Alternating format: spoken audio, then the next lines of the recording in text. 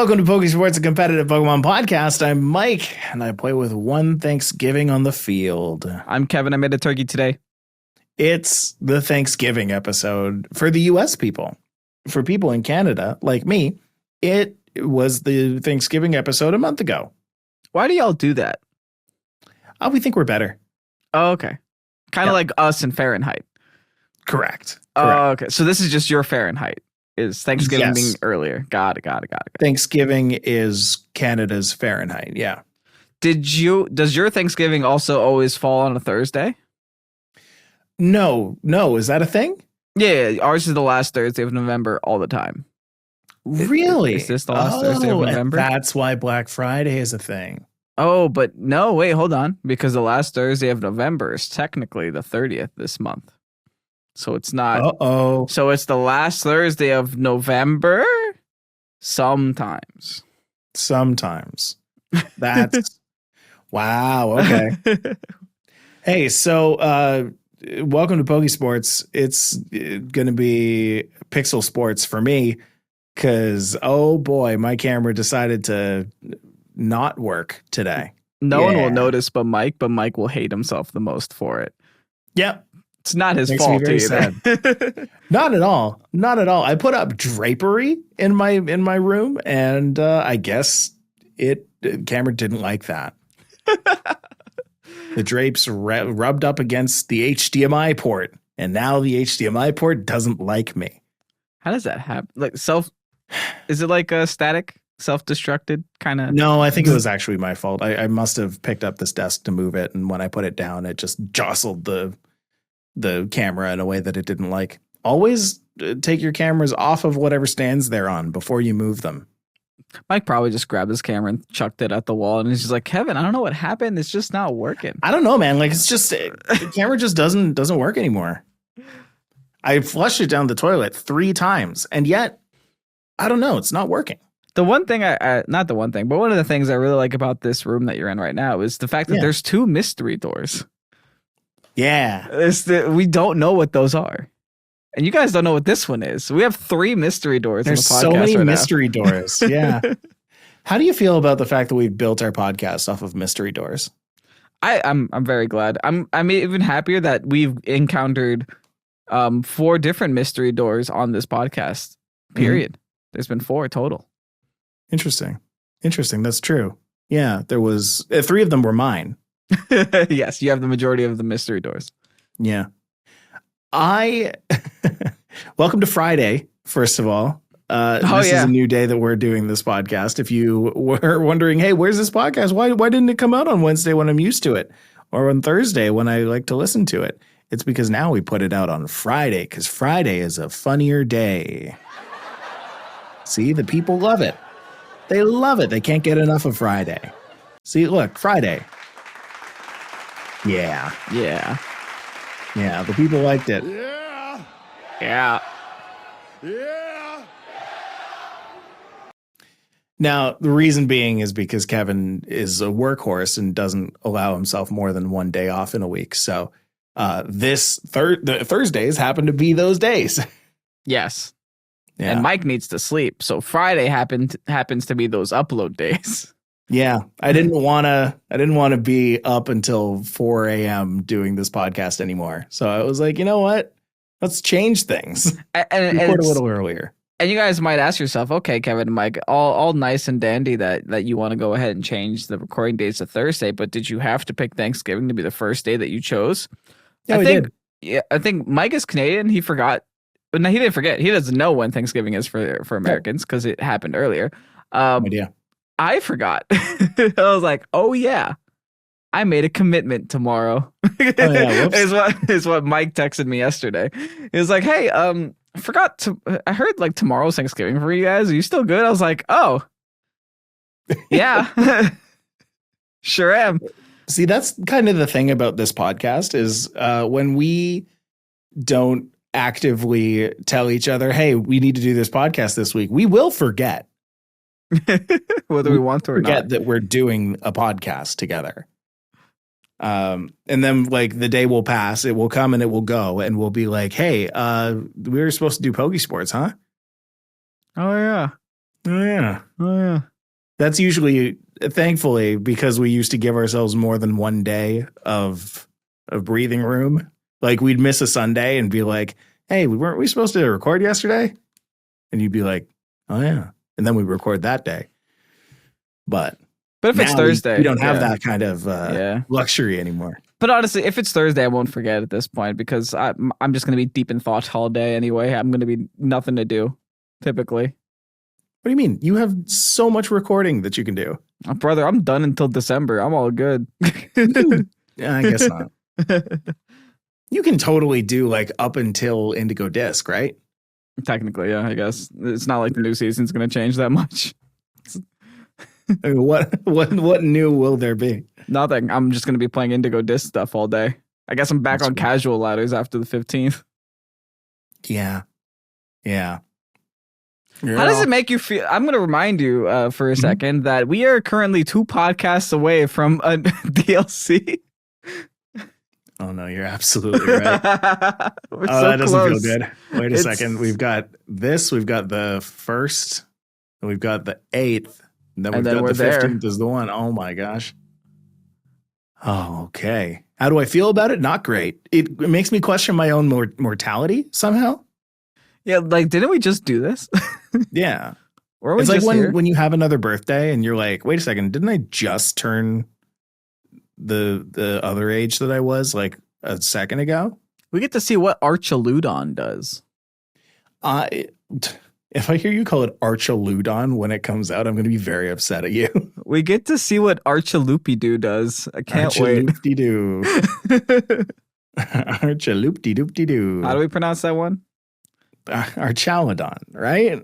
It's got to be. I'm going to call him Archie. That can't be right. We get to see what Archie does. Archaludon. Archie. Yeah, Archie comics. Just take the page out of Wolfglick's book. If you purposely mispronounce it, it becomes a joke and not an insult. That's fair. You know what? That's fair. He did it. I will give him a ton of credit for that. I think it was it's actually a very good psychological move. Yeah, absolutely. Because then on all of his videos where he mispronounced it, the first thing people did was head on down to the comments, goes in comments like, oh, you called it Charmeleon again. Ha. And like, that's interaction. Mm-hmm. Boom. You know what's going on right now? Like I'm never great at pronouncing Pokemon wrong. In fact, Oinkalone is apparently Oinkalone and not Oinkalone. But the thing is, I don't believe that. To me, it's Oinkalone. I went a whole video and said Oinkalone, and no one complained about it. There was just like the one person I was just like, it's actually Oink and Cologne, so it's Oinkalone, but I think I'm with you on Oinkalone. It sounds a lot better. You had people agreeing with you. Yeah, I'm clearly wrong, but I'm going to do it. Yeah. The thing that kind of gets under my skin is when people correct me on Heatran. Because they say it's not Heatran, it's Heatran. And I don't know the difference. I don't get it. See, because to me, you said it wrong 3 times. What is it? I don't even know if I should say it, because like this is the place where you'll actually learn it. Is it not hot? Is it not made of heat? Is it not Heatran? Yeah, it's those 2 words put together. Okay. But how do you say if I'm trying to get from here to a place 400 miles away and I don't want to take the plane and I don't want to take a car, what am I going to take? Maybe something on rails. A train? Yeah, that's right. Yes. And the Pokemon that we're talking about, its name is? Heatran. And there you go. You've gone and said it. What? Did I say it right that time? Yes, you did. Do you not know that you've said it correctly now? What am I saying differently? I incepted you. I just incepted you to say the correct answer. I hate it. Wow. I hate it so much. Who cares? Listen, look at me in the eyes right now. Do you know which Pokemon I'm talking about? Then it doesn't matter. I always did. Doesn't matter. I always did.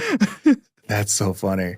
So to bookend this, you were saying Heatran when you could have been saying Heatran.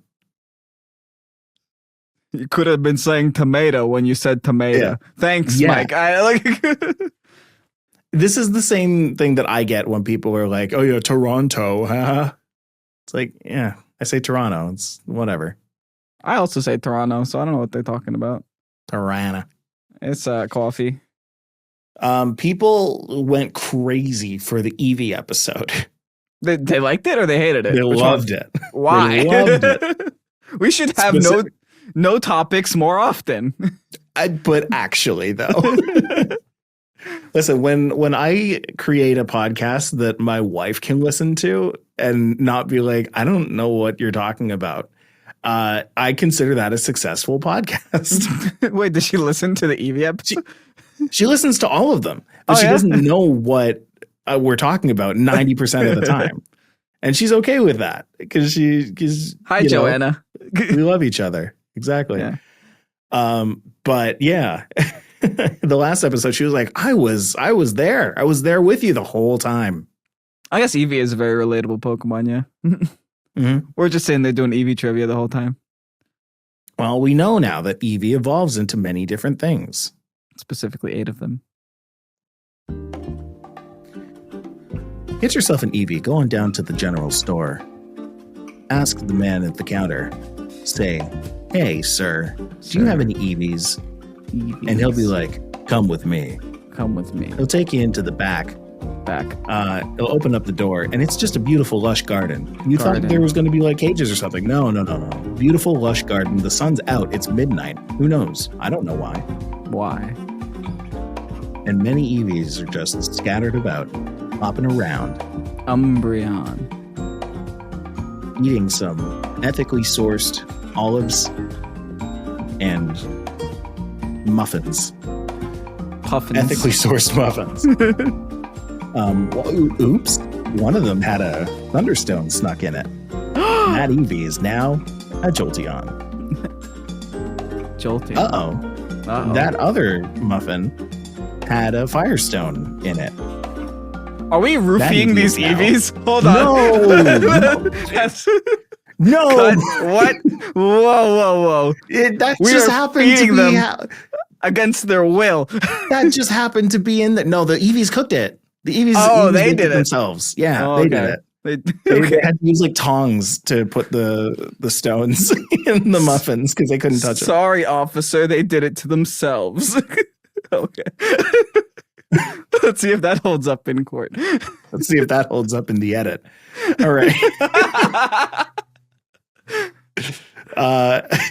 Let me continue the thing. There was a punchline to this, and I wanted to finish it. So, that one had a Firestone in it. That Eevee is now a Flareon. All right. This Eevee is moving over to the third muffin. Opens up the muffin, tries to take a bite. This muffin has a Duskstone in it. That Eevee is now Darkrai. And that's how Darkrai's are born. From Duskstones. Until dawn. I love recording at home. That's my new favorite noise. But this one? Yeah. I don't know why. My reptile brain gets really tickled by that one. I enjoy it. It's a good sound. It really is a good sound. I promise you we're talking about Pokemon today, folks. We actually have a lot to talk about. We did that whole thing with the Eevees. Brother, we're preaching more right now than we did on the preach. Follow us on Patreon, patreon.com/Pokésports. Hey, if you want to listen to a really cool conversation about Kevin starting up his Pokemon Go journey, that is the place to go. Patreon.com/Pokésports. All right. Now let's get into what we're talking about today. So the Indigo Disc is a DLC for the Pokemon Scarlet and Violet game. That's a year old, by the way. It's a year old? Yeah, it came out November last year. Oh, no. Time is an illusion. Yeah, nothing is real. You know what? I moved in that time. It feels like a year ago. I've done enough stuff to make it feel like a year. That's what I wish for every one of you people out there is just do enough stuff with your time to make a year feel like a year. Don't make Michael. a year feel like a week, because then you're wasting your time. Thanks. You're welcome.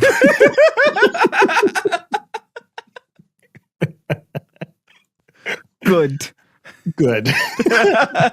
All right. Okay. Into the terrarium. Let's talk about the terrarium.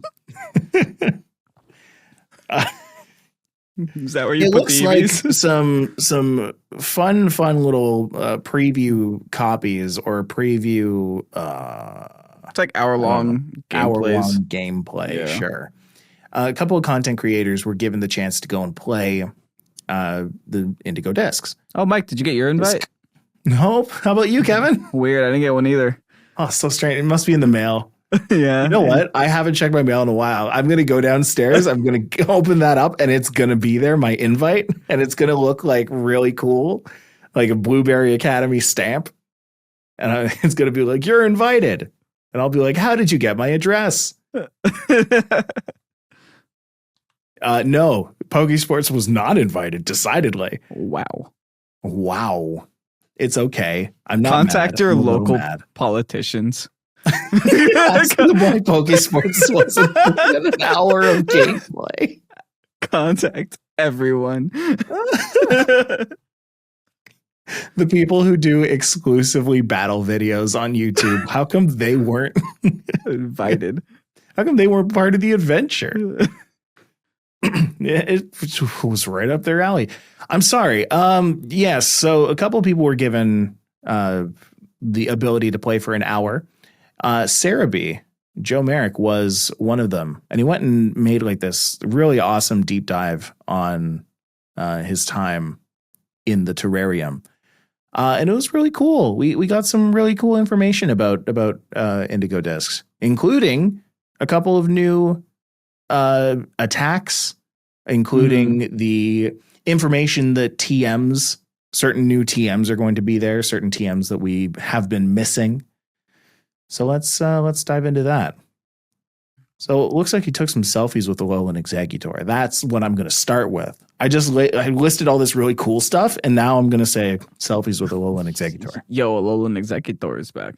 The cool thing that he mentions here is, or one of the cool things, is that this is bigger than Kitakami, and I actually think Kitakami was a decent enough size. It was enough for me to stay entertained for like a couple of weeks. So this is bigger than Kitakami, but smaller than Paldea, which is kind of where I'd like a DLC to be. Right. A lot of the places, there's no towns in the terrarium, because I'm sure there's no towns in actual terrariums. Right, because it's a terrarium. Yeah. So I'm excited for that. That's nice.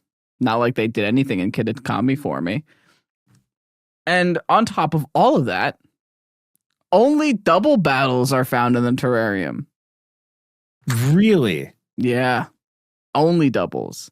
Which is like now super different. Wild. I love that though. Mm-hmm. That's actually really cool. I love that. Yeah. Because I mean the whole thing, and people who've been listening to the podcast for a long time know what I've been saying. Which is that Pokemon, as good of a job that it does in like keeping their competitive game alive, it does a very, very poor job in exposing you to double battles throughout your journey in each of the games. Like in most of the games, it is like that. In a couple of them, they like sprinkle double battles in there. Like there'll be a gym leader or something, or right, or they'll have like the double battle representation. But like to have the end game be exclusively double battles, they do not prepare you very well for that. So having this there is really cool. Now the thing is, what's cool here is that all these Pokemon and trainers have, apparently the ones that Joe Merrick played against, they had items like Toxic Orb. Zangoose was a thing, so the trainers have items, and the trainers are high level. I think they start at like around 70, and they get all the way up to 88, which is like kind of crazy. Unless you go in with your level 20 crew, and then everything scales back. Yeah, I mean, sure. Unfortunately, maybe, I don't know. Who knows? Or maybe the copy they played just had them all at level 100s anyway. True. There's always that. But the other cool thing is it looks like the same way that Kitakami and all the DLCs from Sword and Shield were, where they just littered this place with a bunch of hidden items. Kitakami has littered Terra Shards. Not Kitakami. The terrarium has littered Terra Shards, so you could just pick up Terra Shards from the floor. And the cool thing about it is, how many Terra Shards do you think that you'll pick up when you pick up like a rock Terra Shard, for example? Like 3. 18. 18. 18. You pick up 18. That's like a third of the way there, or a fourth of the way there. That's not bad. Incredible. That's actually really good. Because that's like that is essentially saying we recognize that, you know, you want to be changing your Pokemon's Terra types, and they should be saying that, like, what they should be encouraging people to do that as often as possible. And the only way to do that as often as possible is by feeding you as many Terra Shards as you can possibly hold. Pretty much, like, running through a billion dungeons just so you can go and get 50 Terra Shards so that you can go and change your thing over at this one place. Like, that's not it. I have a feeling that people are going to be staying in the terrarium for the rest of their time in Scarlet and Violet. What reason would you have to leave? Everything is great over here, man. Yeah. So we have a lot of new Pokemon, or a lot of returning Pokemon, like Alolan Exeggutor. But the important thing, the cool thing that I saw was some of the new moves. Oh, probably the most competitive thing that in this whole article, yeah. Oh, 100%. Yeah. So he says there's a mix of returning moves as TMs, such as Expanding Force, here we are, Triple Axle, Skitter Smack, Meteor Beam, Breaking Swipe, Scorching Sands, Curse, Coaching, Electro Web, and more. And that is huge for doubles and singles players everywhere. We're finally getting the TM Expanding Force. I'm so happy. I am so happy. Armarouge, sorry, buddy. I'm going back to that. You just can't compare it, man. Having Expanding Force, hopefully they don't hit me with the dual wing beat Dragonite situation again, where Dragonite used to get dual wing beat, and then this time around they just decided not to give it to Dragonite. And they actually let Heatran get Expanding Force, because Expanding Force Heatran would legitimately change the meta. You now have an Expanding Force user that can hit a dark type with a fairy move, which makes a big difference, because Armarouge can't do that. Not to mention, Heatran has a lot higher special attack than Armarouge and is a lot slower for Trick Room, and can't get slept by Among Us. Magic Bounce. Magic Bounce. Does whatever Heatran does. Yep. As well as some new moves, including the World's reveals of Upper Hand and Psychic Noise, which are, again, we talked about that a couple of weeks ago, but really excited to see Upper Hand at work, really excited to see Psychic Noise at work, as well as some new moves like Supercharged Cell and Hard Press. Hard Press is a steel type move which does more damage the higher the target's hit points are. Which, is that the first time that we've seen something like that? I think so. Yeah, I think so. It's not, that doesn't seem familiar unless it was on like some random status move that didn't make any sense that no one used before. Right, because that's like, it's the inverse of like Eruption, right? Because Eruption does more damage the higher your HP is, but Hard Press does more damage the higher your opponent's HP is. I wonder so if it could be like a really, really good move to use as your first attack on a Pokemon, but it will not be. It will not be your attack to use on a Pokemon that's nearly gone. Now, do you think that's percentage-based HP or physical number HP? Because Fluttermane, for example, has a base 55 HP stat.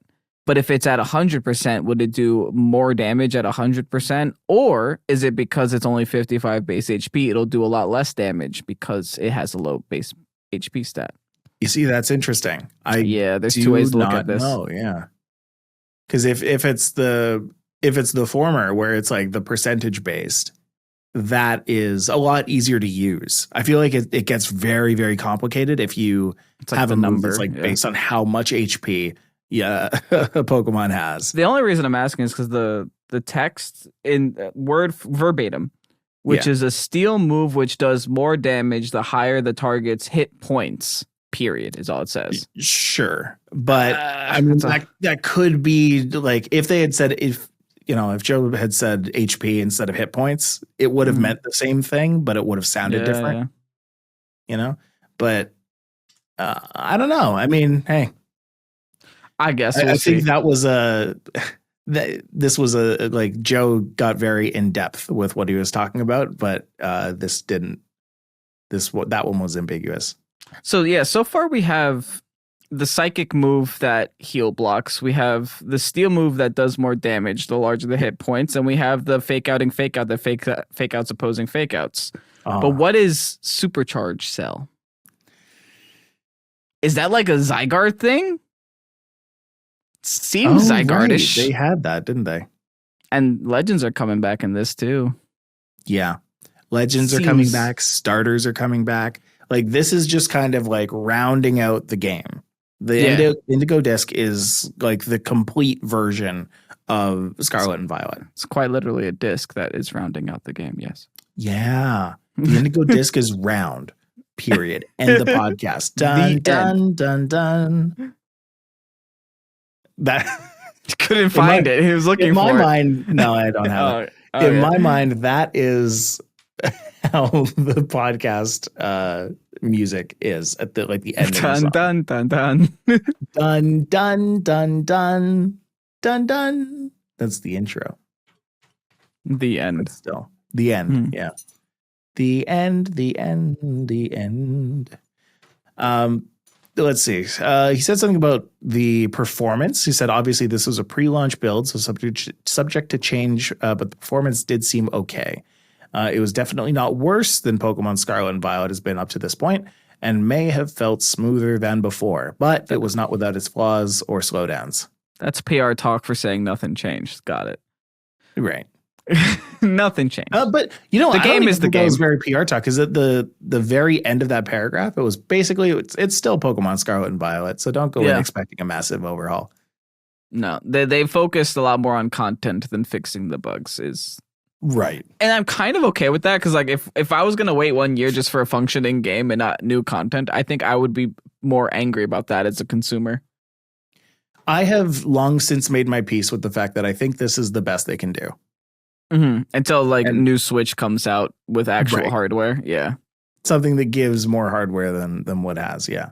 Because I mean, man, if you look at other games, like any other game out there, it'll look polished. It'll look great. There are a lot of people who are like, oh, look at this game on the Nintendo Switch. It looks great. But then you like really do a deep dive in there and it's like, look at all the ways that it has to cheat its way into looking great. Yeah. Meanwhile, you've got Pokemon that's trying to make a true 2.5D game with people running around and Pokemon running around. It's difficult. I give it more flowers these days. Yeah. I mean, now that I'm a lot less angry about it, I think we also have to consider that this is the first Pokemon game on a home console or the second Pokemon game on a home console, but it's the first open world Pokemon game on a home console. Right. So it's still finicky, Yeah. Go back to Pokemon Red for a second. See what that's like. You forgot. It's never been perfect, but it's always been fun. I wanted to bring up this one. Hold on. Let me hit a good transition here. Cool. I wanted to answer this one thing that we had on our Discord. We have at the very, very top something called the forum. And in the forum, it's kind of like a Reddit. Discord built a Reddit and we adopted it. It's great. We have something called the forum. Inside that, we have the Pokésports AMA where people can just kind of ask us anything. And I do encourage you folks, if you use Discord quite often, to go and, first of all, hop on our Discord. You can get there by Pokésports.info. And I do encourage you to go and ask a question because that's fun. Raging Tengu asks this one. He says, I'd like y'all to answer this in an upcoming pod, but how do you feel about TPCI only partnering with major venues?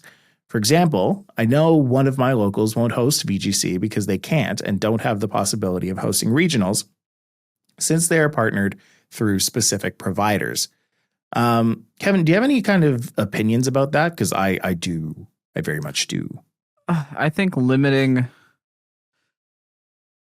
where your game can be played is never a good thing for the health of the game, but I can understand why it's good for the business aspect of you being able to control where you put your product.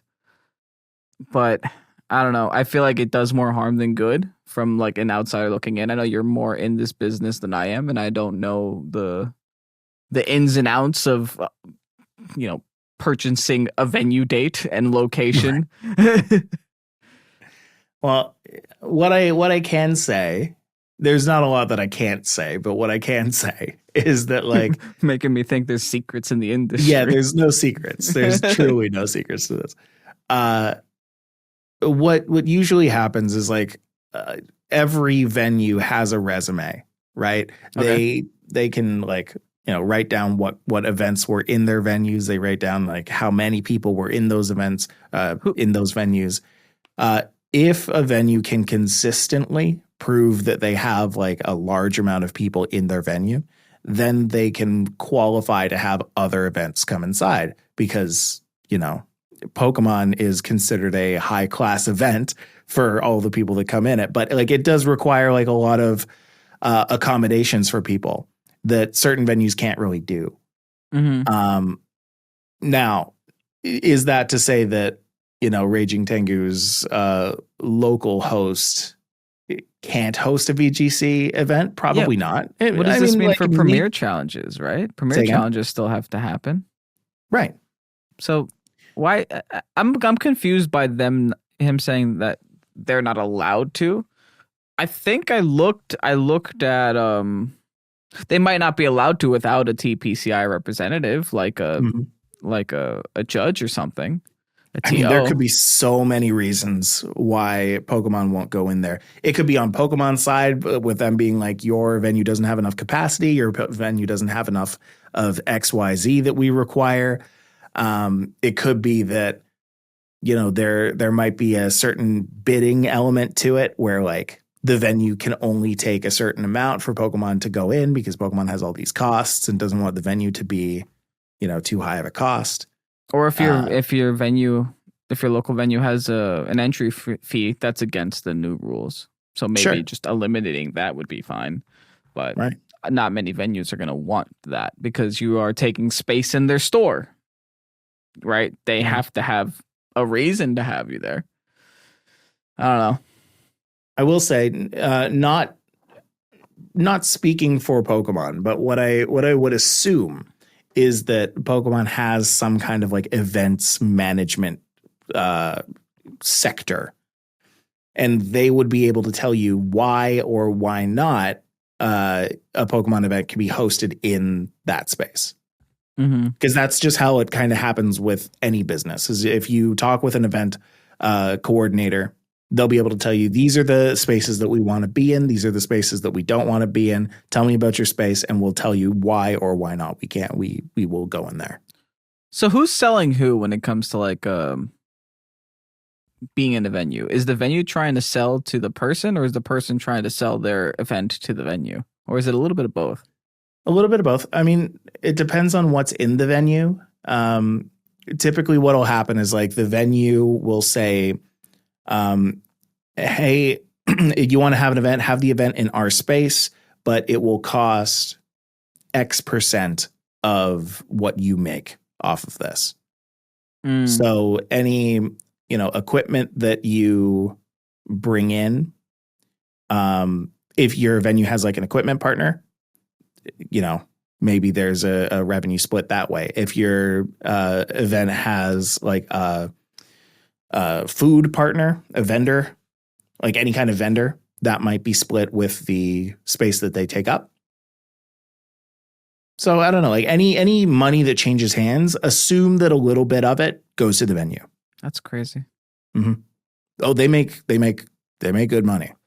Not just that, but like now that I'm like thinking about it, it's like there's so many layers to hosting a Pokemon tournament or hosting an event in general that it's almost painful to think about, to the point where I'm just like, okay, are we really going to sit here? I almost feel bad for certain event coordinators that everyone on Twitter just talks about how garbage their services are. How could they do this way? How does this happen? Like, those are all very fair points to have. But dang, is it annoying to host a venue for 3,000 people, huh? And trying to be accommodating to all 3,000 people in the fairest way possible. It's near impossible. Even like on a smaller scale, the clients who are responsible for bringing that in, like whoever communicates between Pokemon and like Overload or Pokemon and day 2, like those are all one or two people spearheading the operation, talking with each other. And then those people communicate to the teams, those teams put on the show, those shows service the 3,000 people that go in there. It's a whole thing, man. It almost makes sense why for internationals, Pokemon just kind of takes the reins on it. Because they just expect such a high volume of people. They expect a high number of viewership. They want it to be as perfect as possible. And, you know, they probably have the resources to do so. Pokemon makes money. Oh, totally. And you know, don't get it wrong that like Pokemon is handling all of the national stuff. It's just like the streams Pokemon is owning more of it. Yeah. But it's the companies that they hire that are still that they have more control of in those situations. In the other situations in like regionals, they leave it up to Overload or they leave it up to day 2 to go and hire their people. But the only people that are getting cut out of the deal really are the people in the middle, like Overload and day 2 for nationals. Because Pokemon's going straight to their people, their techs, their equipment that they rent out from other companies that, you know, puts on the event.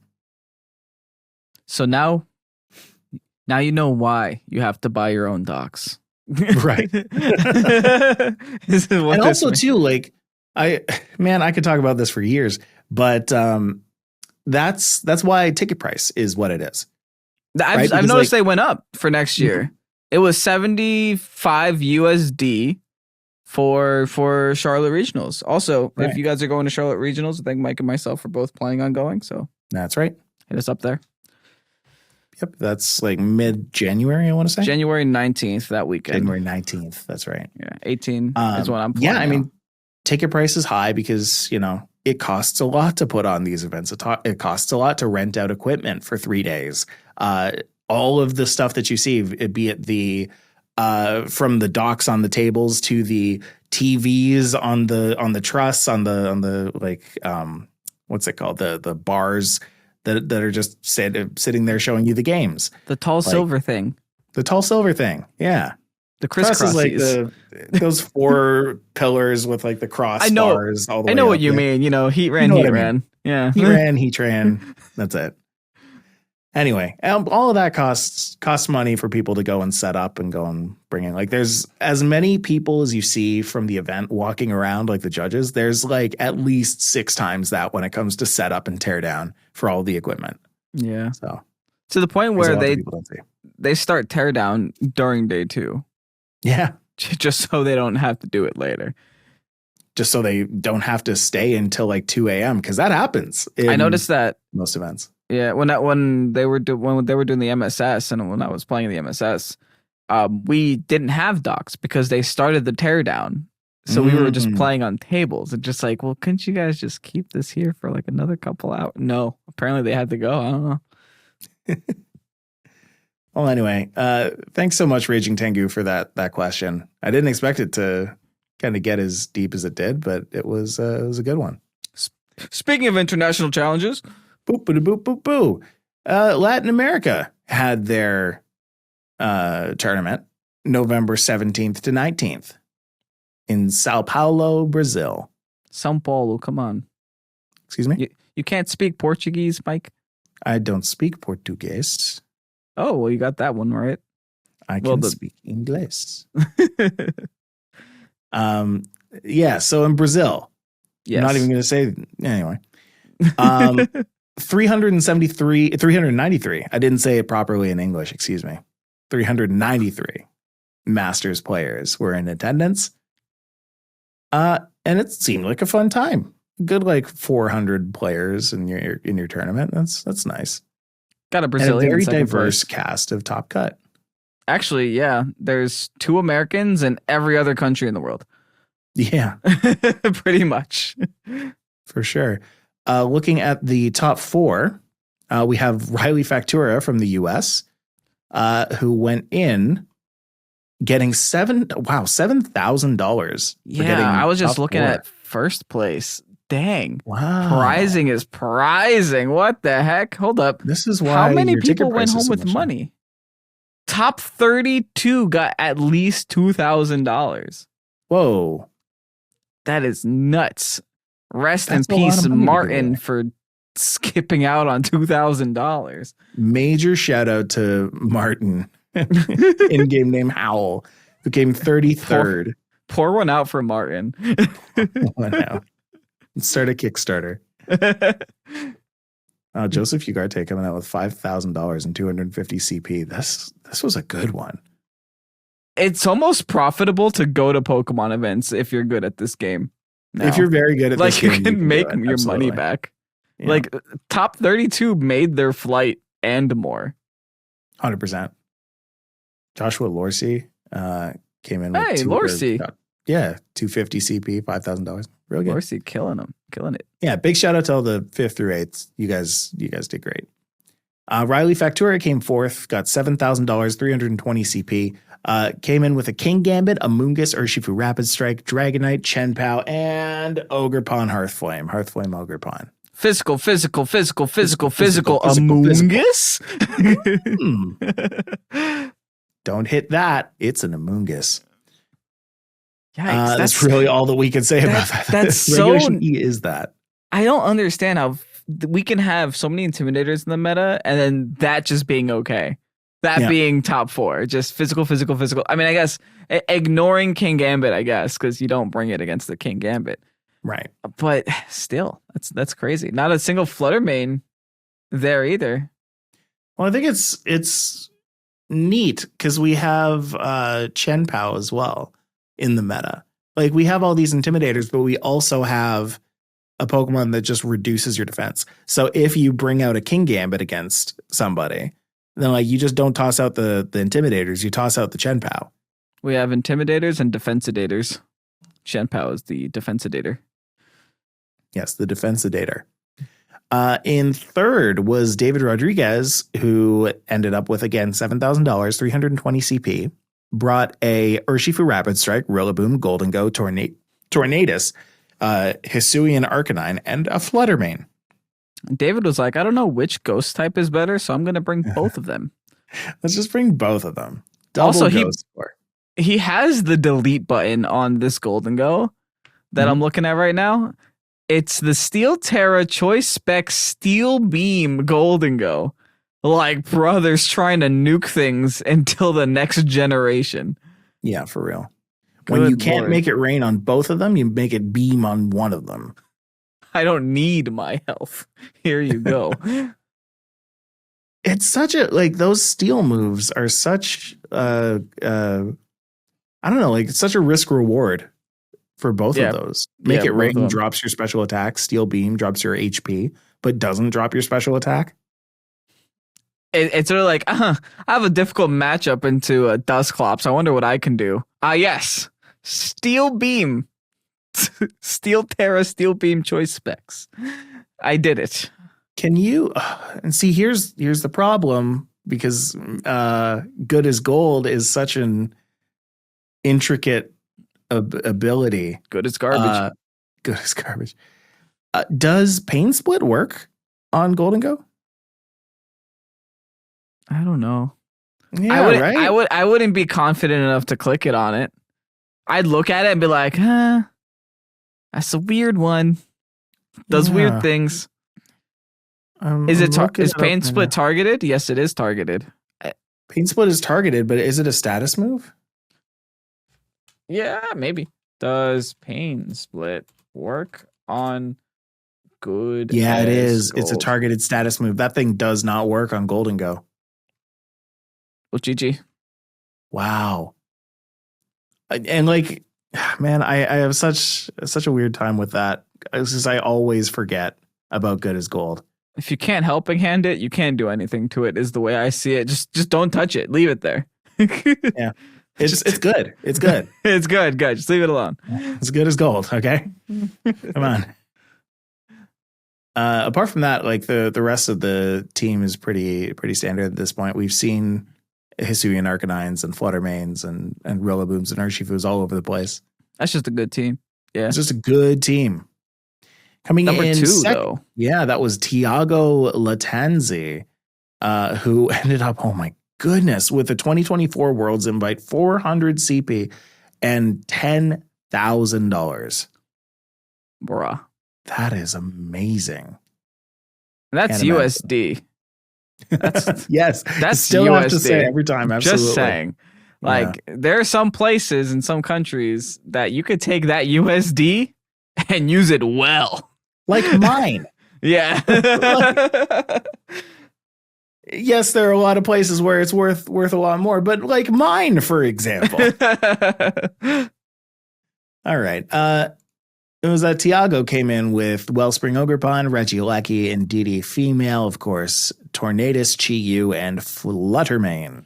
Regieleki making it into second place, though. See, this is a point in the meta that I'm actively afraid of, though. Because we're getting now Indeedees without Armor Rouge. I was afraid of Indeedee Armor Rouge, but now I'm just afraid of Indeedee being like a staple in the team. That's a good point. I mean, listen, that's a great way to just stop priority right away. It's a great way to shut down Rillabooms. Like, you can use Indeedee to make Rillaboom's life horrible. Because Rillaboom still likes to carry some speed because of Fake Out. Indeedees don't care. Indeedees don't care how fast they go. They can go min speed and always get their terrain up first. Or they can always just switch in on your Rillaboom and then ruin you that way.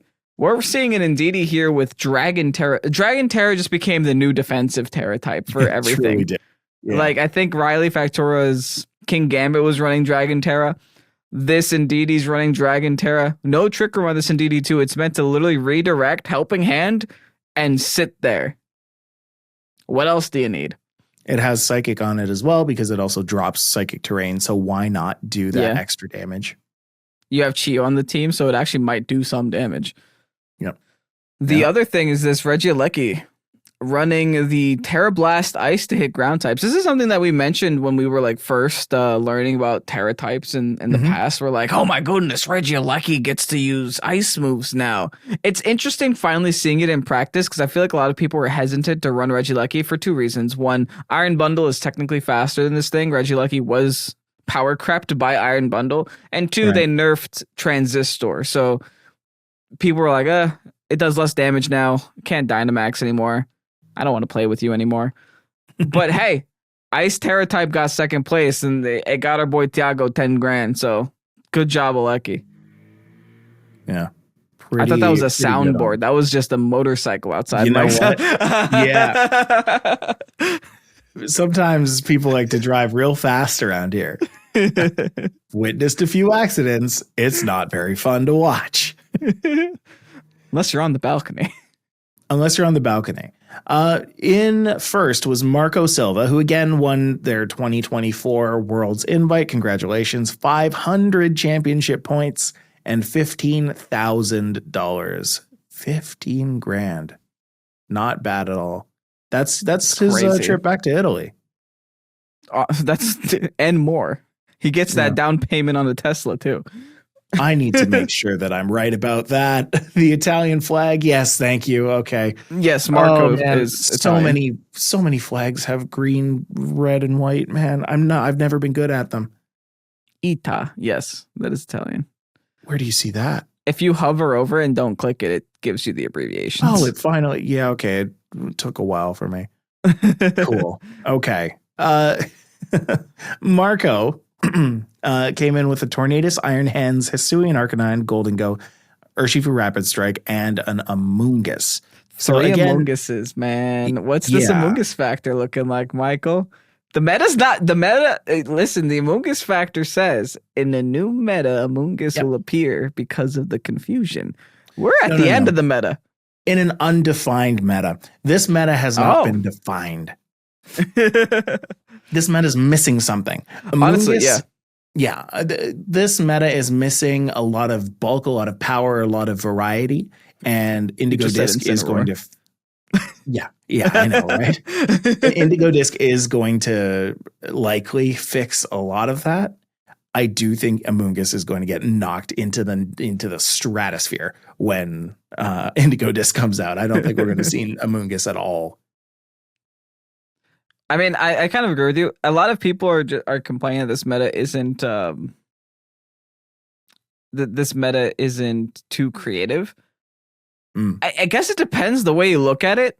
Because yes, a lot of teams are physical, etc. But look at how many different Pokemon there are on this top 8. It's not like we're seeing chalk anywhere. We're not seeing Cresselia, Heatran, Heaterini. Heaterine. You're not seeing all those guys. Thank you. Now I have found the title of the episode. Heaterine. I need some spaghetti with some Heaterini. There was one Cresselia in the top 8. And it was by the person 7th. Molina. Yeah. Also running Landorus. And Heatran. Hold up, there's Chuck. I found it. We found it. There's a couple of letters. We got CHL. Watch out. I'm constantly worried about spelling something I don't want to spell. Yes. Yeah, is this CHOILF? Choilf. That was Heatran, Fluttermane, Ogerpon, Iron Hands, Cresselia, and Landorus if you want to play along at home. I wonder if that was a Choilf Scarf Landorus. It's a Choilf. It's a Choilf Scarf Landorus. But really, I mean, Esteban, who came in 7th and brought that team, like that is kind of the team that I would that's a good team, dude. Imagine that like Regulation E is Heatran, Fluttermane, Ogerpon, Iron Hands, Cresselia, Landorus. Like that's the one. If that team came in first, I would not be surprised. You could tell at the same time that this is a very diverse top 8 because even Victory Road had a hard time trying to align the Pokemon. Like you could tell they tried, but they couldn't. There was nothing that really went down the line. Like you remember back used to seeing. Yeah, Regulation C or Series 2. Fluttermane. Where like Iron it was Hands. just the left column was reserved for Fluttermane. Now it's like you really don't have them line up that well. No. You still see Fluttermane everywhere, mind you. Like still 5 Fluttermanes in top 8, but with every passing expansion, the Fluttermane market cap goes down a little bit. Yeah. The market cap. We're seeing a Fluttermane crash. We're gonna see a Fluttermane crash, honestly. But yeah, back to Marco's team again with the Dragon Golden Go. This again was Golden Go, Urshifu, Rapid Strike, Hisuian Arcanine, Iron Hands, Tornadus, Amoonguss. Amoonguss factor is there. Golden Go Dragon type is the one. Like that is the Golden Go. Such a good defensive typing. Yeah. It's ridiculous it took us this long to figure that out. I think the thing is we were all so afraid of running Dragon Terror because of how popular Fluttermane is. Yeah. But now we just stopped caring, I guess. I don't know. We just figured it out. We're like, hey, this is pretty good. We get to resist the Grass, Water, Fire core all at once. It's really nice. I think that it's really interesting how Iron Hands works, how people will go from, Drain Punch, Wild Charge, Fake Out, and then choose like this mystery 4th move. Depending on what they're running. It's Heavy Slam. Exactly. Is it heavy? Do I need to deal with Fluttermanes or do I have a Golden Go on my team? So yeah, you get Swords Dance. You just don't bring an Assault Vest in that case. In most of the cases where I've seen Iron Hands with Assault Vest, it's either Heavy Slam or Volt Switch. And this one did bring the Volt Switch. I'm always like, that's an interesting move to bring because like it does actively no damage. It's basically a switch out, but it's a late switch out. You get to switch out at the end of the turn, soak up some hits, switch into something that can deal with what what you're facing for the next turn. Yeah, switching out late is typically, I don't know if I want to say better, but feels better in more situations. From Iron Hands, for sure, I'd say it's better. Yeah, because you're able to tank the hit for whatever you're switching into. The issue with Grimmsnarl and why Grimmsnarl doesn't really see Parting Shot play too much is because you go first with the Parting Shot, which might sound phenomenal until you switch into a Flutter main that can't take a hit that the Grimmsnarl would have been able to take. You know, it's that's the double-edged sword there. I mean, one could say that the dropping of the attack and special attack makes it so that the Flutter main has an easier time when it switches in. But if you're getting hit by something physical, like Flutter main doesn't care that the opponent's got a -1 to their attack. Like that Flutter main's still probably going down. Yeah. Especially in this meta. Maybe also, that's why. Shout out to the person on Twitter. I'm sorry I forgot your name, but I love you anyway. Who let us know why nothing is actually optimal on Sylveon. Yes. I'm trying to look for it. It was honestly so long ago that I can't find it. But just know that we love you. Well, it's true. I mean, well, I can actually tell you that was Prague Atog VGC. Kudos. Yeah. I actually met that one. Kudos. Oh, thank you. Yeah, regarding your confusion about Sylveon stats, Sylveon runs a blank move slot, so you can go Specs plus Sleep Talk, Hyper Voice, and Terra Blast. It makes you sleep proof, and it's often even run alongside Self Sleep. Makes so much sense. So you put yourself to sleep, and then you could Sleep Talk. But wait, why? Why would I want to put myself to sleep? So you don't get I mean, if you're expecting something. You're expecting like a pair or something. Yeah.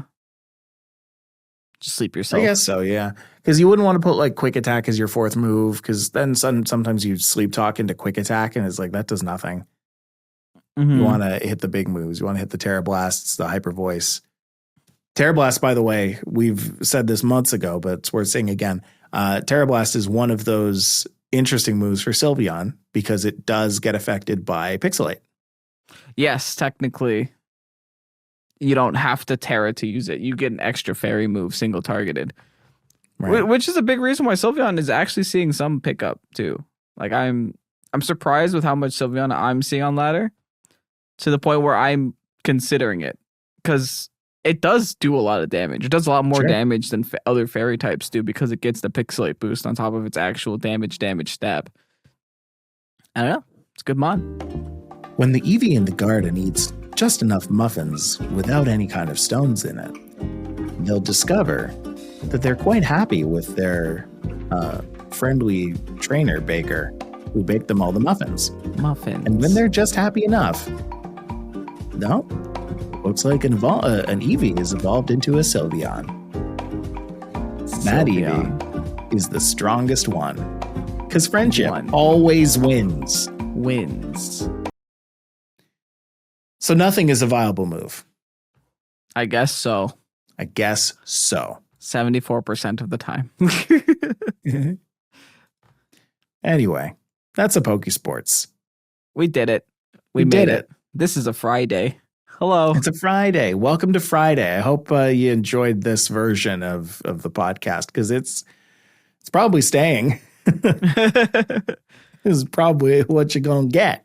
Oh, Mike, did I mention I just changed my day off to Saturday? Oh, cool. If you want to go and check out what we do on the daily, you can go on over to youtube.com/Pokésports, where we put out a video every single day about a battle. BATTEL. BATTEL. If you want to go and share a rental code or a Pokepaste, ideally both. Please, both. Yeah, please. Please. You can do so over at Pokesports.info. Head on over to our Discord and go to the rental codes chat, where you can go and share that there. If you want to catch up with us on social medias, you can do that on X, x.com/Pokesportspod. Yes, that's the one. Yes. Also, if you guys didn't know, you can take a screenshot on your Nintendo Switch. I'm just saying. No further context. It wasn't no further context. It was just no comment. No comment. Just letting you know, you could take a screenshot on your Switch. It's wild. Cool. All right. Well, with that, that's gonna be the end. Long overdue. Yeah. We'll see you next time, folks. Bye-bye. Bye-bye.